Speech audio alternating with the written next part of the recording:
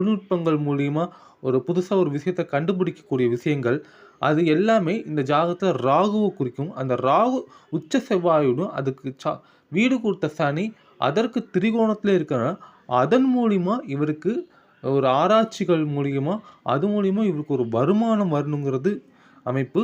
அது மட்டும் இல்ல, இப்ப சுக்கிரன் தான் வாகனத்துக்கு காரகத்துவமான கிரகம்.